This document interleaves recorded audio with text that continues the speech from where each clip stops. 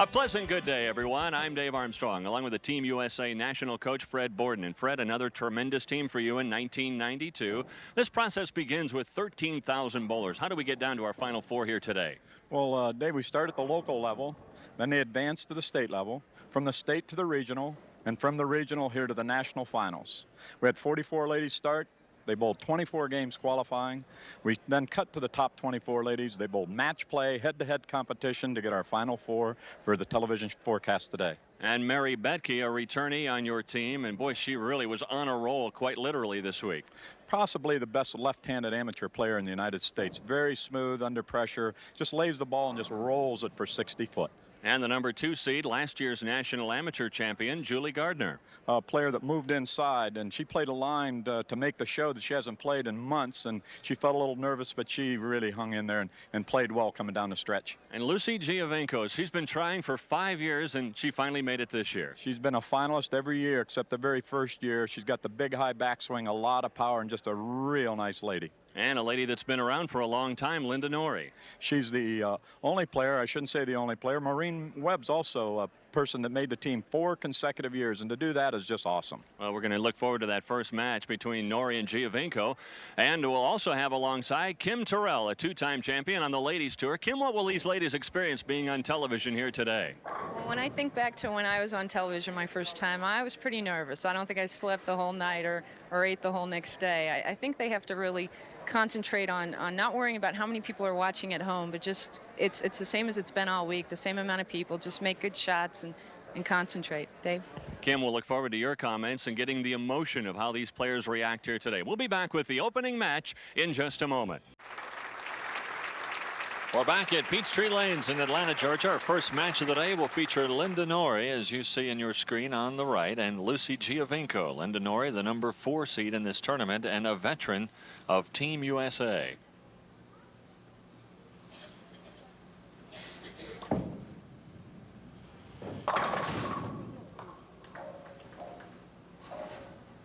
Linda Norrie up first, telling you, Fred, just before we started that she was excited and ready to go today.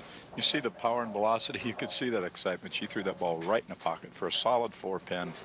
This little gal throws a 16-pound fingertip, and watch the velocity she puts on it. Kim Terrell is alongside. Kim, you had a chance to talk with both bowlers before they started. Right. They're both pretty comfortable, I think. Linda has a wrist injury she did earlier in the summer, so it's going to take her a little while to warm up, but I think she feels pretty good. They're playing them a little different today, too. Dave? Lucy Giovenko up in the first. She was tinkering more than anyone, and maybe she's found her mark.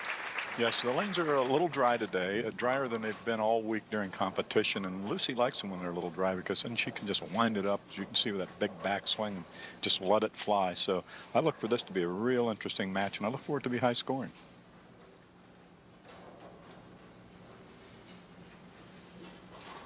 What's this big swing here?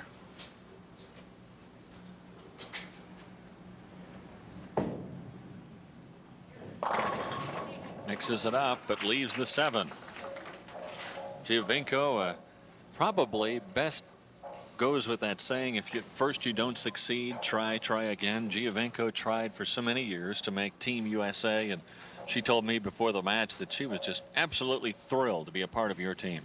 Well, she tried in 87, 88, 89, 90, and 91, and now she's going to be a member in 92. God bless her. She's worked very hard. Strike spare spark for Giovenko.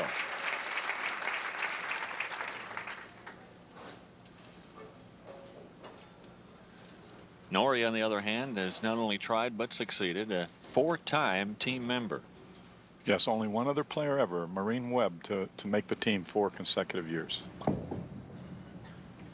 High, and gets out of it with just 2 pins remaining. She laid that ball a little short. She looks like she lost it at the bottom of the swing. That's been the big thing she's fought all week.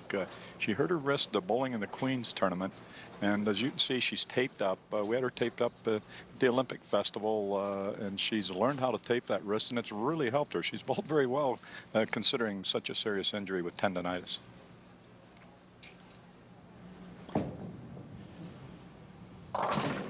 Later today, we'll also see a tape job on the #1 seed, Mary Betke, who also has, in her case, her left arm taped, her being a left-handed.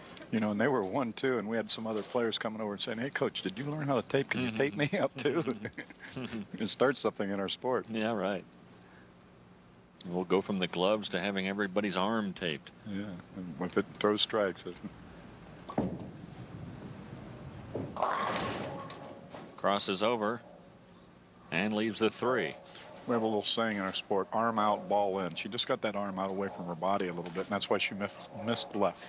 When you miss to the left, that means your arm's out away from your body. If you miss to the right, that means you've wrapped the ball in behind your back. Got to get that ball on line with that arm swing.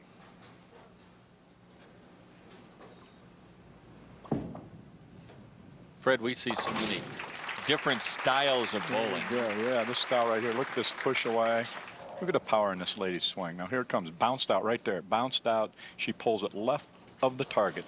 So you can see she's playing in between the first section. She pulled it left. Ball's going to she's lucky to break up the split here. She got herself a break. Ooh, and just nudged that 10 out at the last second.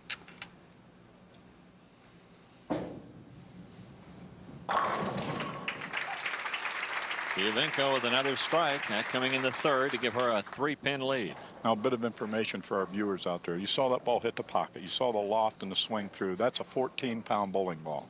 So when everybody says, boy, you got to use a heavy ball, this young lady's proved. She's averages 200 all over the world. She's a past World Cup champion, and she uses a 14-pound bowling ball.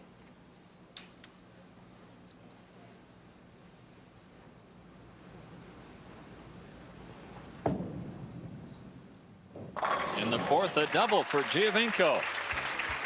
He opens up a 13-pin lead on Linda Nori, and we'll come back with our first match of the day from Peachtree Lanes in Atlanta in just a moment.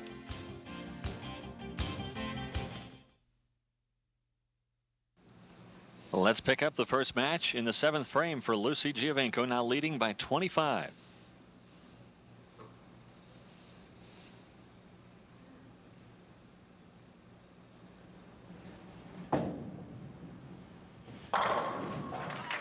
Linda Nori in her 7th frame came up with a 6-7 split and almost converted, but missed them both. Missed that 6th on the right side. And Lucy just locked right into the pocket. Looks very strong. You know, this young lady's been competing on an international level and all over the United States for 15 years now. Nearly 2 complete decades, and we really got to take our hat off. She was a World Cup champion, as we mentioned earlier, in 1976. She's quite a player.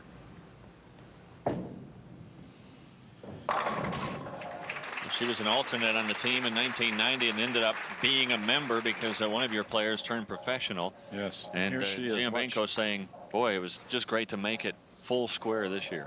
Look at this big swing. Look at the power in this lady. Look at her stretching it out. That's athletic performance right there. It just doesn't get much better. You can't stretch it out any more than these ladies are. Nori has not been able to find the target yet in this game. And you know, she's throwing a 16-pound fingertip, and you can see the power she can put in it. This gal's made the team 4 consecutive years. She's absolutely one of the best amateur players in the world. She just went over to Manila, out-averaged everybody, including the men, averaged 221 in Manila and out-averaged everybody. And was the runner-up in this tournament last year. Runner-up to Julie Gardner, who will be in the next match. The national amateur champion from 91. Let's see if she can set one up here. I think she is playing the lanes a little too straight today. I'd like to see her move a little bit farther left. The lanes look like they're a little drier today than they have been during the week. And leaves the solid 10. She made the adjustment. She made the adjustment, left a soft 10, but you know she's running out of frames. So she's on the team, though. I'll tell you, she's such an asset to Team USA. This young lady is just a treat to be around. Everybody just loves her. Her attitude is so great. She'll shake this loss off. As soon as this is over, she gets that big smile on her face. And she competes. See there? She just stuck her hand out and gave Lucy a clap. These people are team members now. Even though they want to be the national amateur champion, the feeling with Team USA is very special.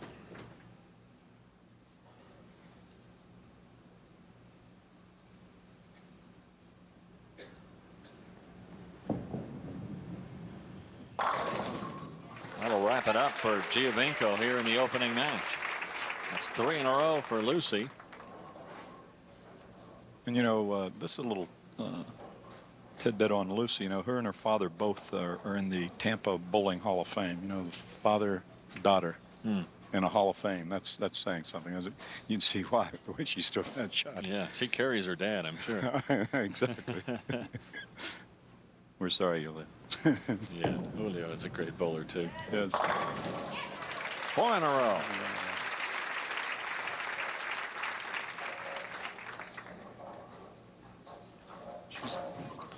Watch this shot. Watch the power she's throwing. Throws this ball.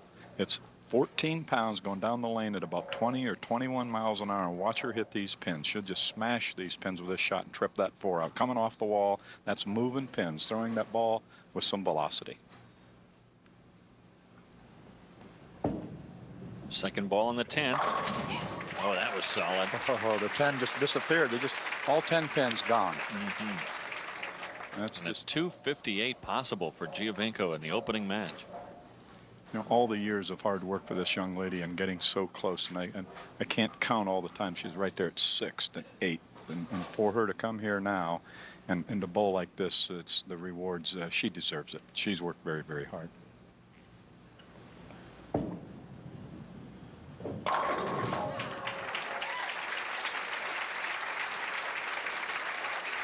Lucy Giovenko, very impressive. Here's the second strike in the 10th.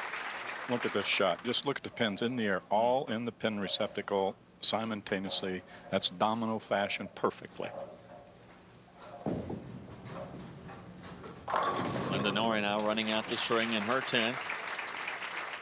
So, where was that earlier? Yes, you know, it happens so fast. You know, you bowl out here and all of a sudden you say, okay, the cameras are on. You start and pretty soon you're in a 5th or 6th frame. If you don't get lined in, anything can happen in a one-game match in our sport. And then you sort of accept that and you move on down the road and go to the next tournament. That's what she's thinking right now. Yeah, a 180 possible if she converts that split, but an impressive showing for Lucy Giovenko in this opening match at 257. And they'll move all the way to the left here and try to make this spare. Even though she's out of the match, she's still there. She's going to show us a shot here.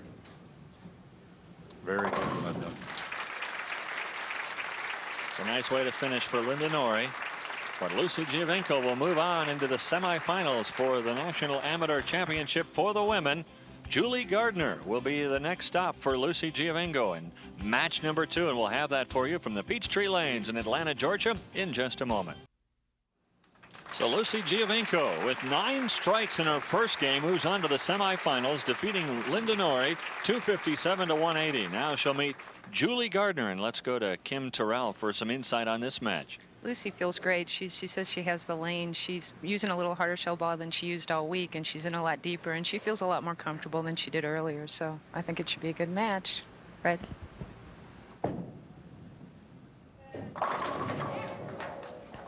Oh, right solid in the pocket again. Lucy hasn't been out of that pocket all day. Well, you know, and if you hit that pocket, your confidence level just keeps increasing as the matches go on. And those 4 pins and 10 pins, those 1-pin spares are easy to make. We have a 22-inch room for error making 1-pin spare, so a good player feels pretty confident when they see one standing after they throw that first shot. Covers it easily for an opening spare for Giovenko. And now Julie Gardner, the national amateur champion from last year. Yes, and she bowled great on television last year. She's just answered the challenge. She threw a 238 game, threw every ball in the pocket. Let's see how she does today. Can't trip up the 4, so I'll have the same spare to make that Giovenko had. It was good. Got her first shot off her hand, threw the ball on line, hit the pocket, got 9.5, still wiggling down there. Look at that. This a little high. Let's see if she makes the adjustment on the next shot. While it's still wiggling, she knocks it down. Yes.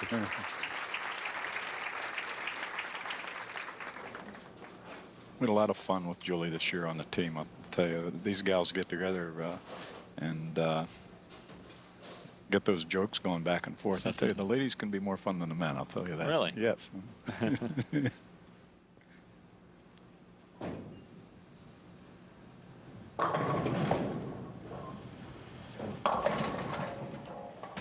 Well, there goes the 4 wiggling again. And she got lucky to get out of a split there. A little high on both shots. She needs to move another board left with her feet.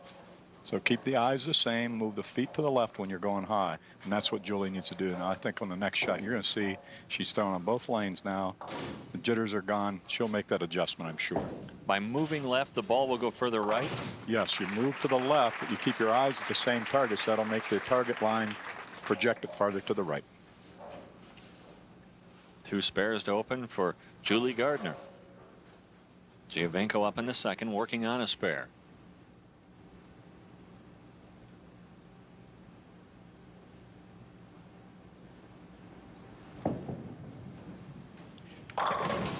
And the 5-pin. If you notice the difference there, she lost a little off of her hand. She didn't get the fingers as she swung over the foul line. The thumb came out and the fingers came out real quick. And she laid it a little short. And we say that ball had nothing on it but fingerprints. But you know what? It still hit the pocket. And that's the name in this game. Give up a little bit of the big hook for the accuracy, and in the long haul, you'll always be there. And the 5-pin, one of the easier spares. It's just your strike ball. Just stand right there and just let it swing loose. Good crowd on hand here at the Peachtree Lanes in Atlanta. Beautiful, up-to-date facility. Well, it is. Brunswick builds some beautiful bowling centers. And the people down here are really into the sport. Bowling's really growing down here in the Atlanta area. Along with Jim Maxey and Jumpin' Jim Maxey, 21 PBA regional titles from this area. What a great man he is. Giovenko back on target in the 3rd. Lucy can't throw it any better than she threw that shot. Just the great timing, the loose swing, swung it out, dropped the thumb out, let the fingers kick it just a little bit, just swung the swing right on through, put it on line, and just put it right dead in the pocket.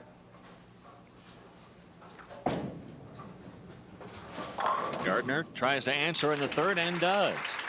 And you notice she made that board move. We're watching the board numbers down there. She was standing on 19 the shot before. She moved over to the 20th board, so she had her foot on 20.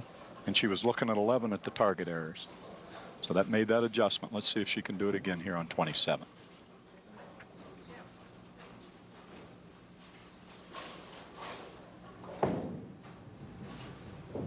She did. The match is on, ladies and gentlemen. These two gals are locked into the pocket. Now it's just a matter of who can sustain it, who can feel the pressure, and who doesn't feel the pressure. Everybody's going to feel that pressure, right? You get into the match play situation, Fred. Do you feel your opponent maybe getting on target? Well, you know, you try to block that out. You can only control what you do, so you try to block out everything else going around you and try to concentrate on what you do. And they are both concentrating well.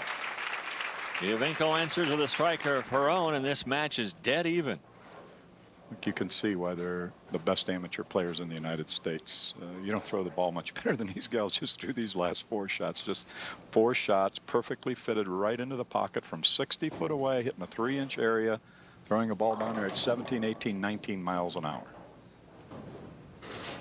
Gardner trying not to watch.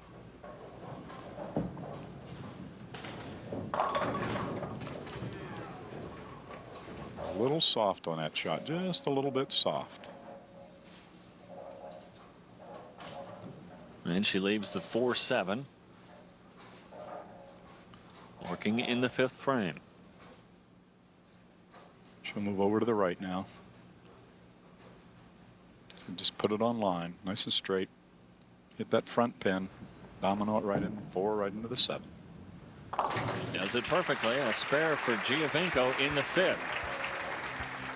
Julie Gardner will come up in her 6th, and we'll be back with more action from the Peachtree Lanes in Atlanta, Georgia in just a moment. Lucy Giovenko bowling in the 7th with a 2-7 split. Watch this. This is accuracy.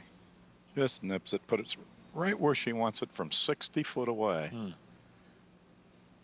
These gals are bowling their heart out. Giovenko is down in the match by 32. Gardner has struck from the 3rd through the 6th.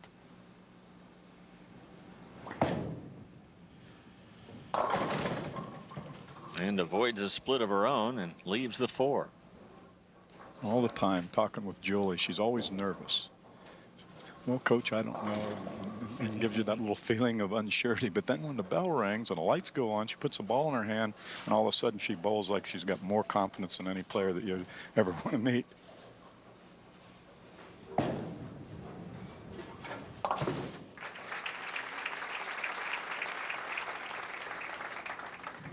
Just moved to the right, made that spare perfectly. You know, this young gal here's been the bowler of the year 4 years in a row in junior bowling or YABA out in California. Gardner was brought to tears last night after the qualifying rounds, realizing that she had again made Team USA.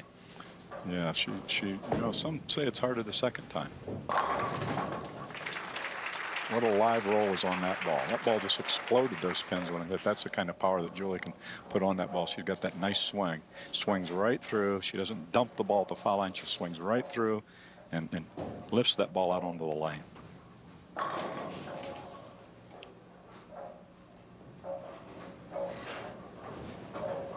Giovinco now playing catch up in the 8th.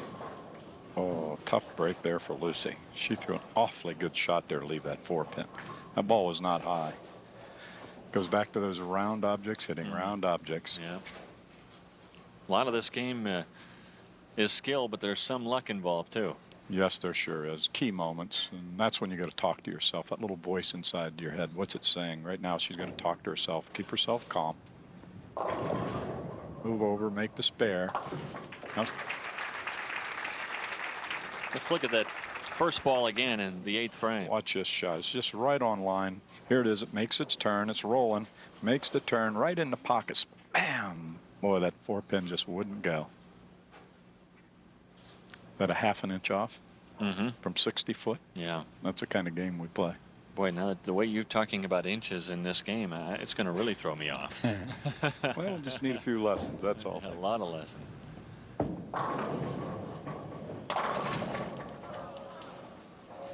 What a tough break. She trips the 4 out that time and leaves the 9. She threw the ball in the pocket. She's bowled a great game. She lost the 1 shot where she left the split. She just dropped the ball a little off her hand on 1 shot. Other than that, she's thrown 8 real good shots. She could be shooting 250, and she's shooting 2-0. That's what we got to accept in this game, though. That's where the mental game comes into play.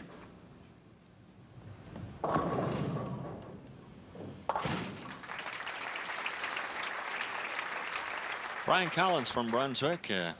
They've put together so many of these fine bowling centers. We're at one this week, the Peachtree Lanes in Atlanta.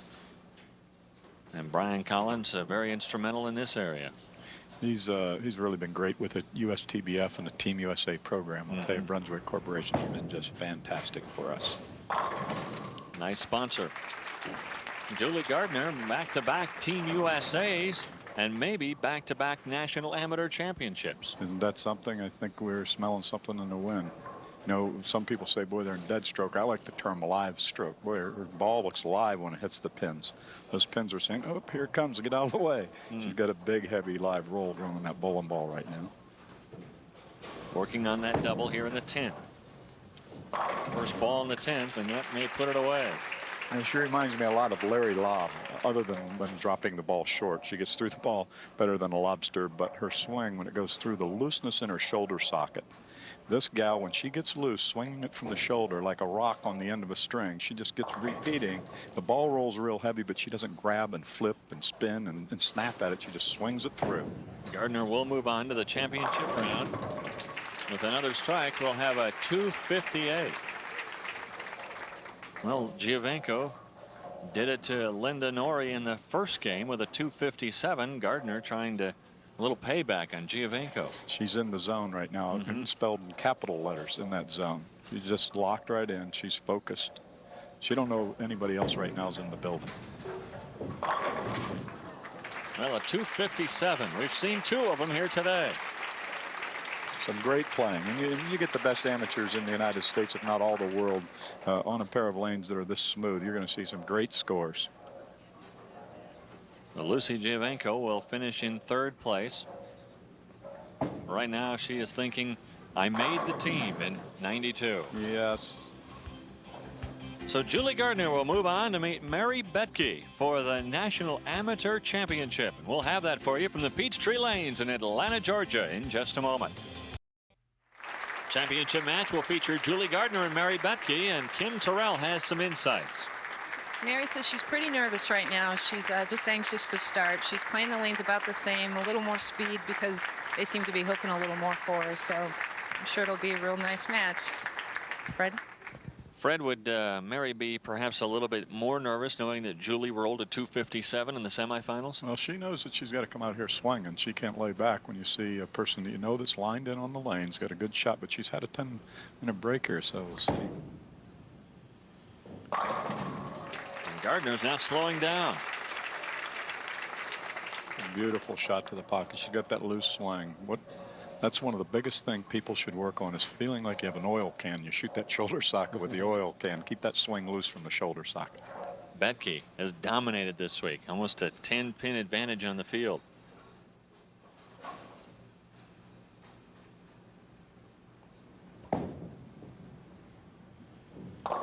Starts off light.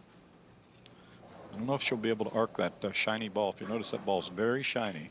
She used that because the lanes are a little drier today, but not that many boards. So she's got a very shiny piece of equipment. She arced it to the left. If she over arcs that shiny piece of equipment, I don't think it'll snap back to the pocket. How do you make this? Well, you're going to move it a little to the left. We've got to hit that head pin on the right side. You've got about 2 inches of room for air to make this spare.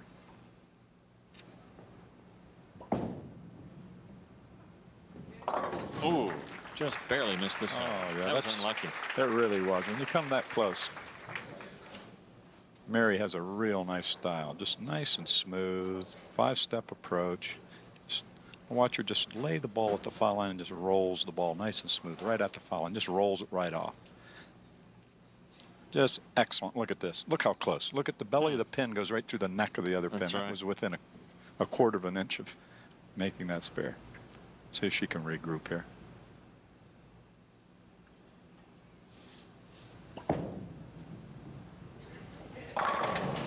Betke leaves the 7. See, and if you notice, that ball arced up to the pocket, but it didn't snap hard enough to carry the corner out. The ball just sort of hit soft, and that's that real smooth finish. So it's sort of hydroplaning on top of a lane surface, not quite biting and grabbing. The little holes are the porosity of the ball. Those little sharp edges is what grabs the lane and makes the ball snap, and that just sort of sidewinding when it hit the pocket. The porosity of the ball. Yes, the pores, just like the pores in your skin.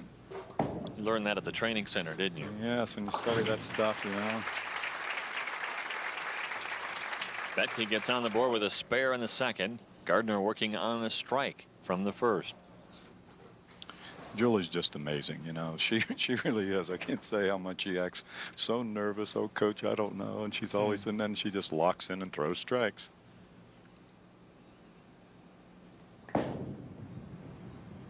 High. It's a break and leaves just the 3. She dropped that ball. She lost that ball to the foul line. And I think what happened is she accelerated a little early out of the backswing. For those of you out there that drop the ball a lot, slow your swing down coming through. Let it swing and then get after it when it passes your foot. Now, if you pull on it early, you'll pull your hand right out of the ball. That was much better. Watch on this first shot now. She's walking to the foul line now. Here she goes right to the top of the backswing. Gets a little anxious and pulls on it right here. She pulls and just pulls her thumb right out early and drops it. She grabbed that up. She just couldn't recover.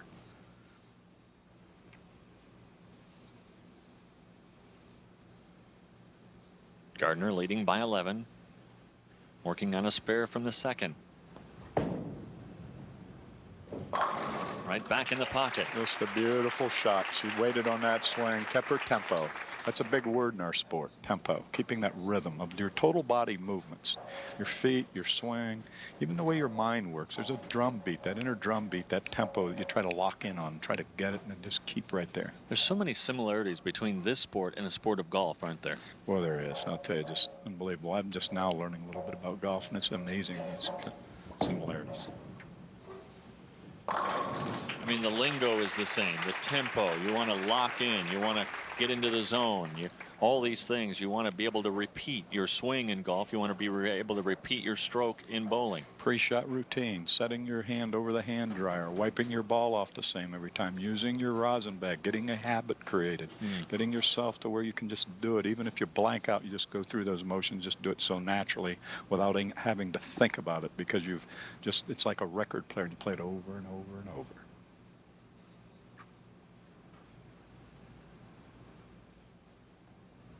Betke trying to pull to within 1. Won't do it on that shot.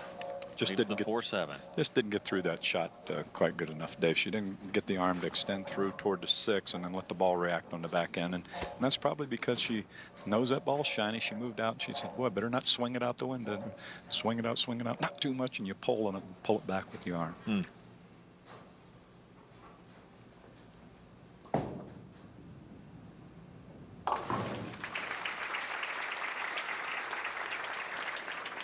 Here we are. He's still down 11. 48 games ago, they started. Grueling test to become the national amateur champion. Well, it really is, because they change the conditions every day, too. We change them every day, 4 days in a row. We're bowling here in one house, synthetic house. So every day we change the oil to make sure that we test these players' skills.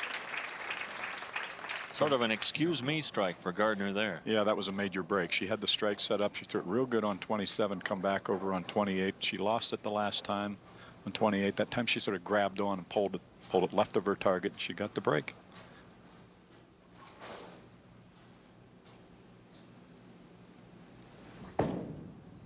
Working on 3 in a row. Leaves the 7. Right back at you, they say. Well, you get one break and not that one. You know, when you're bowling against your opponent, you just look at him and say, how do you like it? No, you don't. We teach our players that's a no-no.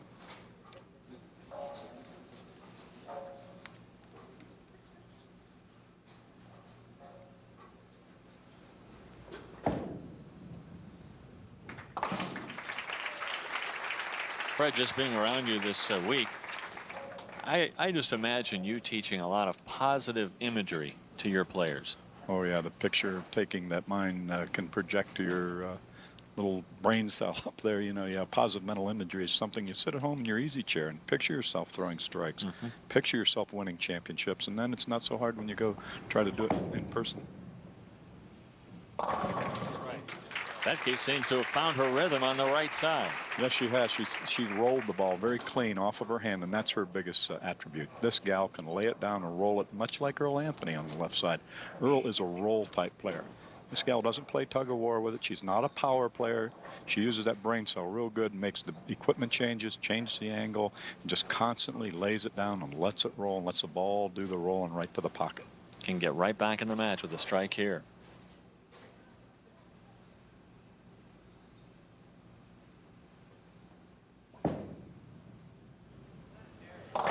There it is.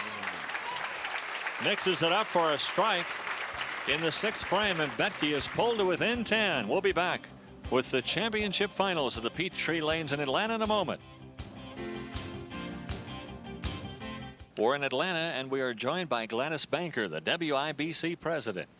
She's also president of the National Bowling Council, our sponsor for this event. I'll tell you, this lady is a great leader in our sport. She works countless hours as the volunteer president of the Women's International Bowling Congress, president of the National Bowling Council, and we want to thank Gladys for all the hard work she's done for us. I should say.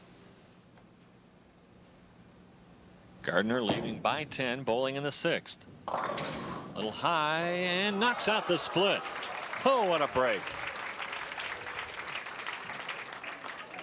A major break, moving pins around. Again, if she'd thrown this ball a little softer, those pins wouldn't have jumped around like that. See, that's velocity. You know, people are, I call it hook happy. They want to throw the big hook. Watch here. Watch this reaction. Watch your eyes. Oh, wow. She smiles. And the easy 7 was all that was left to retain her 10-pin lead. Here we are down to the last 4 frames. This gal, to my knowledge, could be the only person in the history of our sport to repeat being the national amateur champion. And that is really something with over 40,000 people the last couple of years. to repeat. Wow. Oh, it doesn't get out of the split that time. Leaves the 5-7. See, she made the good adjustment on the right lane. She sort of lost the ball a couple times. She thought, boy, I got to get through this. She got through it, hung on with the thumb just a little bit. The thumb blocked the fingers out from hitting the ball, and the ball skidded past the pocket, leaving the 5-7. Just didn't quite flip over because the thumb was in a little long.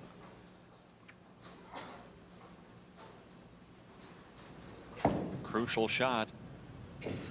She knew she missed it as soon as she let it go. Hits the 5 head on, and an open for Julie Gardner in the 7th frame.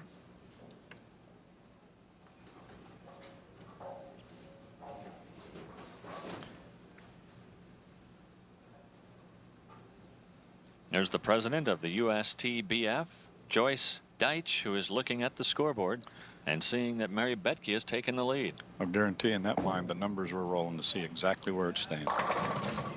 Betke takes command. 3 in a row now for Mary Betke. What a nice shot she threw there. Playing for the National Amateur Championship. Here we are, the last 3 frames to play. And this little lady goes up there and just rolls that ball right off the corner and just blew that rack right out. Jerry Koenig also on hand here in Atlanta, the executive director of the USTBF.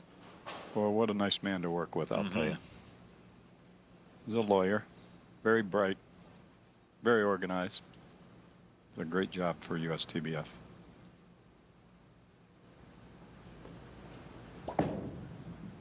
Better hook. Oh, it's the second really tough spare washout again for Mary Betke. She had one in the first frame. She wrapped that ball a little in behind her back. And when she wrapped that ball in behind her back, it's made her hand spin around the top of the ball, and that ball helicoptered down the lane. If you spin your arm, then you spin your hand. You've got to keep your arm on line to keep the fingers through the back of the ball to make the ball roll. Well, she almost made this in the first. Let's see Better if she hook. can do it here. Nope. And an open frame for Mary Betke to leave the door open for Julie Gardner in the 8th frame. We have got us a match here, ladies and gentlemen. This is within pins. Depends if she spares and strikes, it would be a 4-pin match.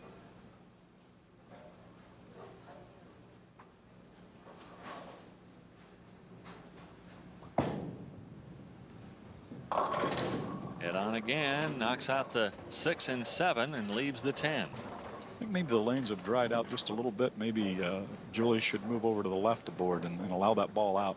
And I'm sure these gals are starting to feel the pressure a little bit. This has been a long grinding week, and here you are right down the last few frames. So Betke concentrating, trying to gather herself for the 9th and 10th. Gardner converts the spare in the 8th. Now the foundation frame, the 9th for Julie Gardner.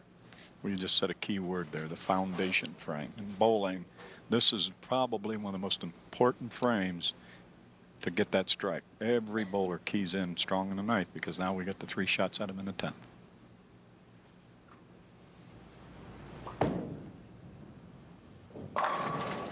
There it is, a strike for Gardner and a 4-pin lead. And Betke will try to put the pressure on here with her 9th and 10th frames. She seems to like this right-hand lane much better than the left-hand lane, so it surprised me at all if she gets right back and answers the challenge here.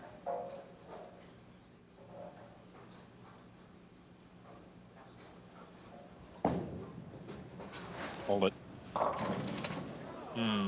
Tough break in the 9th. Yeah, she got a little soft. You know, she went by the pocket twice, even though it was on the other lane. And that time she said, I need to soften up a little bit with this polished ball. And that ball overreacted.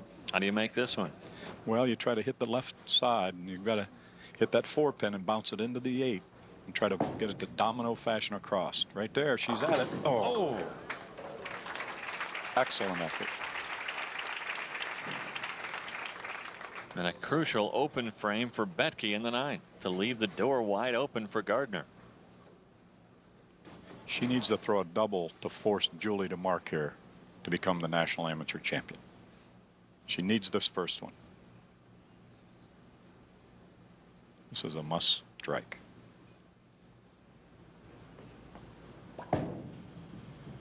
Work it. Yes. Isn't it fun to watch these people perform like this under pressure? I mean, her knees just have to be shaking and her stomach's jumping and her hands are trembling, and she just threw that ball perfect. And, you know, the key is she's not bowling real good right now. Her confidence level isn't at the highest. She isn't, and to get up there and do it then is really, really a major challenge, and that's what champions are made out of. How do you fight that when you're not bowling well? You've got to wipe the slate clean before the next shot. Forget the past. Hold it. There. Well, she forced Gardner to mark in the 10th. And as a lot of us know, you know, it's not always that easy to go up there and get a mark when you need it. Right. Especially if you have a little time to think about it. Julie has some time now. She knows exactly. Julie knows in her own mind exactly where the match stands right now, because Julie's a number watcher. Some people are, some people aren't, but Julie likes to know what the count is, what the number is. You saw her eyes nervously glancing at that scoreboard.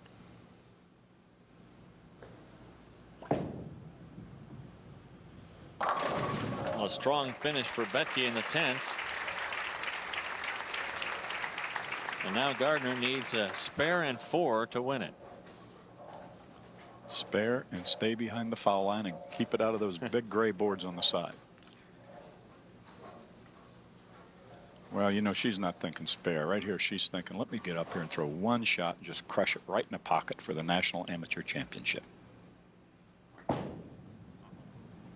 A little high. She Came out of it with a 4, yeah. She just put it right in the pocket and just tried to just crush them pins out. She's got a 1-pin spare. It looks like this young lady's going to repeat. Sure does. This spare and then 4 pins would do it for Julie Gardner. 2 straight National Amateur Championships. That's unbelievable. All the great amateur women bowlers across this nation, this gal can do it 2 years in a row. That is unbelievable. There it is. Now just keep this one in the lane. On the lane. Keep it out of them 2 big gray areas on the side. They're called channels, not gutters. Right. You know, the old slang was the gutters. We don't like that. We like the channels. We don't like the channels. It's a kinder, gentler term, isn't yes, it? it is. Yeah. It's a little smoother for our sport. That's for sure. We're in the Bush administration. We have this kinder, gentler game, but Gardner trying to be not so kind and not so gentle, and she isn't. Closes it with a strike. Julie Gardner, 2-time National Amateur Champion.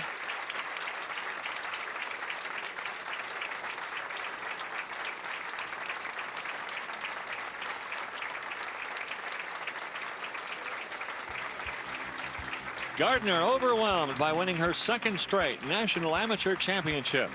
We'll be back to talk with her and present her the award when we come back to the Peachtree Lanes in Atlanta, Georgia in a moment. To the victor go the spoils. Congratulations, Julie Gardner, 2-time National Amateur Champion. Jerry Koenig with a presentation. Thank you, Jerry, and thanks to Fred Borden and Kim Terrell. I'm Dave Armstrong saying so long from Peachtree Lanes in Atlanta, Georgia.